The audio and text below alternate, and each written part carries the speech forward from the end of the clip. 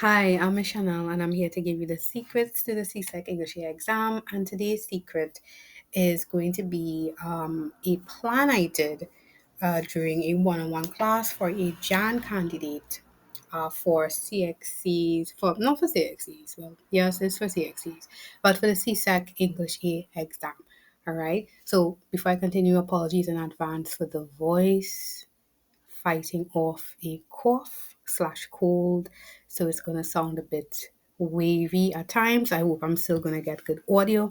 But I really wanted to show you exactly what planning looks like because a lot of people, and again, this is not uh, perfect, and that's the point I want to show. It's not perfect because a lot of students either aren't taught what planning is or have the perception that planning is perfection, or even worse, sometimes you think that planning means the entire writing the entire essay or writing the entire response, which is not planning. All right, but this is in response to the May June 2018 paper. This was the first instance in which the current format was delivered. And you can barely see it here because I actually took a screenshot of a screenshot of the question and actually just stuck it on to the original Google Doc. But the question here is every secondary school student should be required to do community service as a condition for graduation. All right. So I'm going to give you the response I did. All right. So I did this within class, coming up with the opinions. I just did it in the class. So I actually did not take very long. And normally I actually tell students you should go 100% for or 100% against because that tends to be a bit easier. Um, but the actual official instructions say write an essay giving your views on the statement. So I went with what I call a mixed view. I wasn't 100% for, 100% against. My opinion, my initial opinion is that every student should do community service, but it should not affect your graduation. I don't think that's a good idea based on what I'm going with.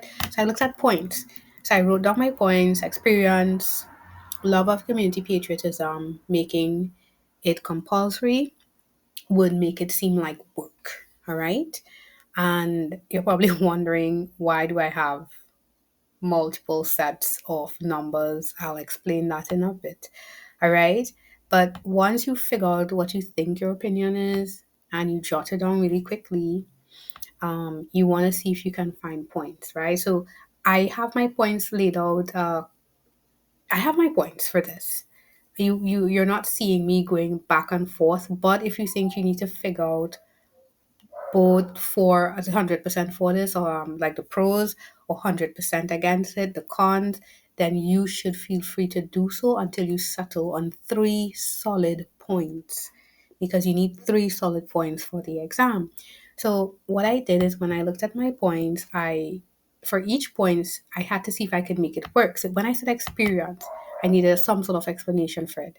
Students, an opportunity. So I just wrote students an opportunity, right? And this is because this is not me being perfect in communicating it to anyone else. I'm just bringing it out of my brain and just putting it down on paper so that I can understand it to then better explain it. So the grammar, the spelling can be crazy all over the place because this belongs in the planning section, right?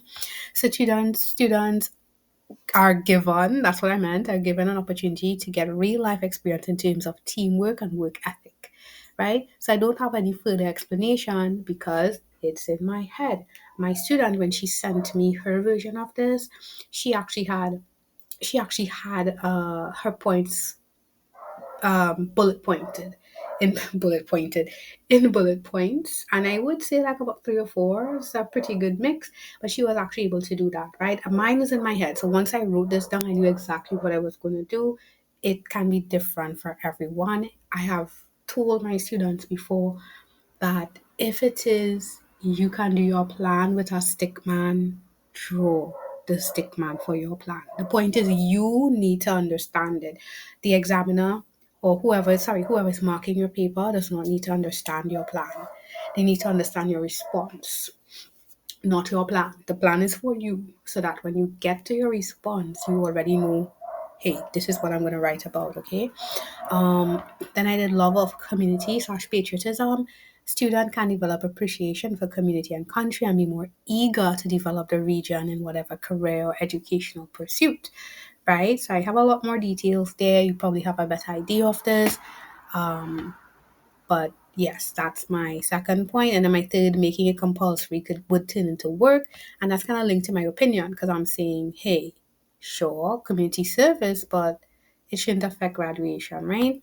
Making students may gain more benefits from the program if it does not affect education or seem like a chore, and that would be an issue. If it's going to affect my graduation and it's extra stuff, I may not like it. I may not learn from it. Hopefully, I included that part in my essay because I'm going to show you my arguments, right? The body paragraphs, each one of those paragraphs will be an argument. I'm going to show you what it looked like, right? So my thesis statement that I settled on is secondary school students should be encouraged to willingly benefit from community service instead of being compelled to participate in order to graduate, right? So that's why I went with my thesis. I don't think it's an ideal thesis, but it does hit that there should be benefits that they will expect um, in terms of participating, but they should not be compelled, right? Actually, I think I don't like this thesis at all, but I did it in a few minutes, right? And I actually did show my students samples of intro. Now I'm showing this here to give you an idea of plan. Please, some of you brilliant yet lazy viewers who may be looking at this, don't take this and then just throw it into your school essay. I'll tell you why.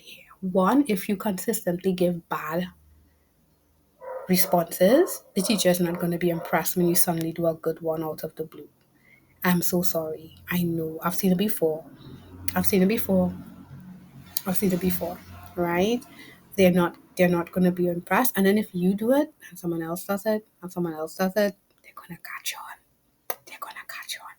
All right. So guys, use this as inspiration, and let's move ahead.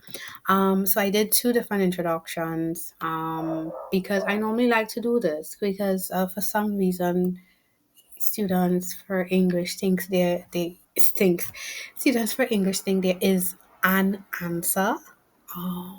No, there is not an answer. There's a spectrum of answers.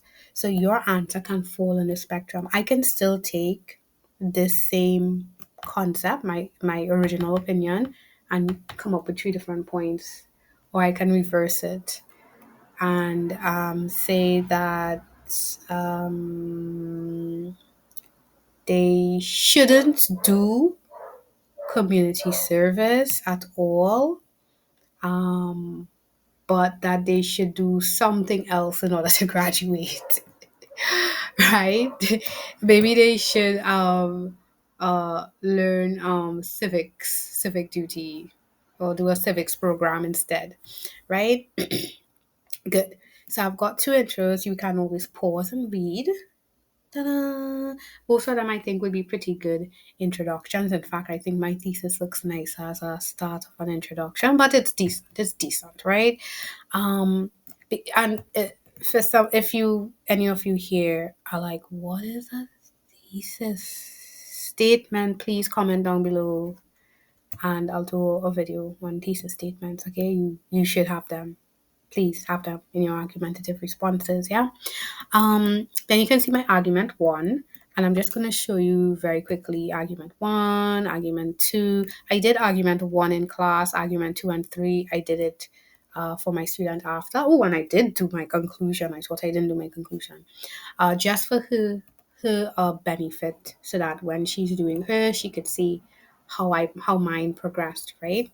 Uh, you see, I also wrote in bold the very first sentence. That's my topic sentence. If you have no idea what a topic sentence is, down below, topic sentence, just write topic sentence, and I'll do a video on topic sentences and why they are crucial, especially when it comes to responses for argumentative. They are like your guides, honestly. Um, but this is my argument one, and okay, great. I forgot to go back to why I have two sets of numbers. So there's this thing called order of importance, and I tend to prefer this order, especially for um, the way CSEC brings these argumentatives, right? Where you put your strongest point first. Now, hear what I'm saying, your strongest point. The point, it's not only the point that seems to be the weightiest, like the most important, but it should also be the point that you have actually good explanation for. Yeah, don't, yeah, you need to have good, if you weren't aware, this is a question where you need to explain why this point makes sense to why this point makes sense in terms of your opinion, your overall perspective, right? um so what I did here is, after I had just jotted down my points, I went back and double checked to make sure which one do I want to mention first, and I went with making it compulsory would not work first, because I think that's the most important part. It's like, yeah, go ahead with it, but making it compulsory, bad idea. So I would have done this, then experience, and then love of community slash patriotism. Your least important point doesn't mean it's not important. It just means that, hey, I think this way I'm really giving you the top guns first. You could start with your quote unquote least important first, but I do like, and again, that's a taste thing. That's a preference thing. I like the most important point first. That's not even in the mark scheme. If you've seen my mark scheme video about having the most or the least, that's definitely not in the rubric. They want three good solid points, right? But I'm telling you, presenting it in an order like that also can, subtly benefit you. All right, so my argument one, making the helpful and humane activity of community service a mandatory fact of graduation will demotivate students from reaping its benefits. Ooh, that sounds kind of nice-ish. So yeah, so you can pause, read, yeah, and you will see how I tried to support that. Okay, then I'm going to argument two. Volunteering can serve as a valuable substitute of work experience for students. And then you can go ahead and pause. I did my little explanation, yeah, because you can't put this and not explain it. You won't get marks. I changed, sorry, not changed, but I used a synonym. I use volunteering here instead of community service, because community service is basically voluntary. All right. And it's interesting when I did this with my student, and it's not that she didn't know what community service was, but she thought of community service as something negative. So you also have to be aware of what the term means. Community service can be used as a form of punishment or discipline, and it would be interesting to not make the to not agree with this statement, because it would be perceived as punishment across the board, right? Um, so that's just a really interesting point. And then my argument three, pause or screenshot. A vital benefit of community service is that it develops a sense of patriotism and civic pride. The real world examples, and yes, you would have read it, right? And then we come to a conclusion, which, listen, don't surprise us.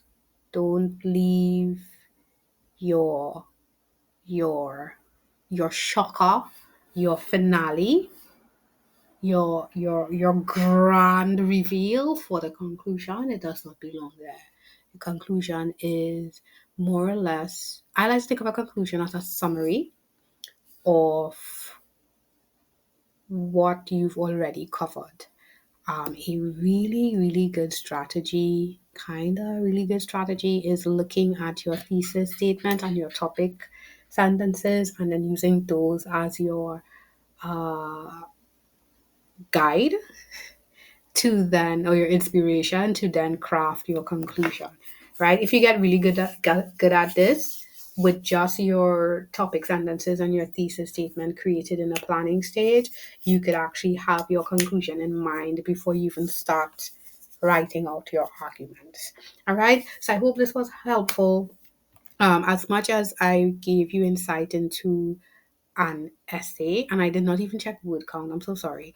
Um, what I wanted you to see was really the planning behind it. You have to sit down. You have to engage your brain. You have to think. You have to say, hey, what do I think? And then you have to think further and analyze, hey, how can I convince somebody what I think is that what I think is correct? And you've got to give me three solid points for that. And your points only become solid when you have quote unquote sub points. Like my student, you can do your bullet points, or you have an explanation that makes sense for it, right? Please note when I said bullet points, you're not going to put bullet points in your actual exam response. This is strictly suggestions for the planning phase, which is the pre-writing phase. All right. I hope this was very helpful and it gives you more confidence and, of course, greater insight and enlightenment when it comes to writing and preparing to write argumentatives for the CSEC English exam.